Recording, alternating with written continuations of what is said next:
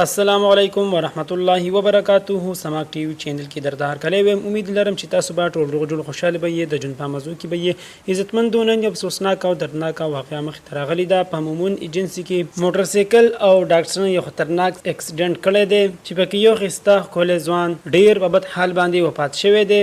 موټر سایکل او ډاکټر د کار اوتی یعنی ډیر زیات خراب شوی دي. اکسیډنټ یې څنګه وکړو څه داسې واقعه مخ ته رااله چې دوی دوانو دومره غټ اکسیډنټ وکړو. راځي عزتمندو دا ټول معلومات موږ سره په دې ویډیو کې ګورئ چې پوره معلومات نه خبر شي.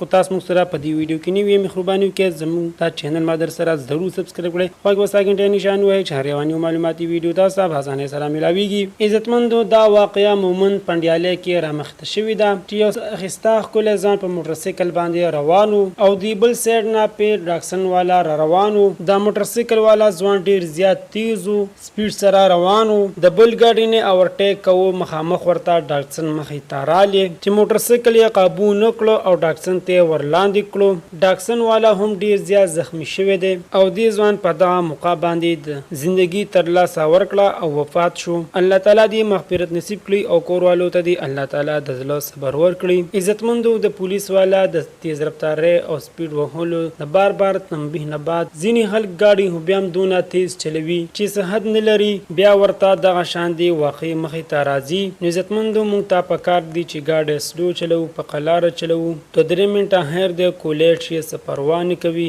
د تیز رفتاری د وجې سره د ځان سکه چې نورو خلکو زندگی هم بربادوي او په موټر سایکل والو باندې هسپتال کې پابندي لګولي که دوی هر کله اکسیډنټ وکړو نو دوی به مونږ هسپتال کې نالو.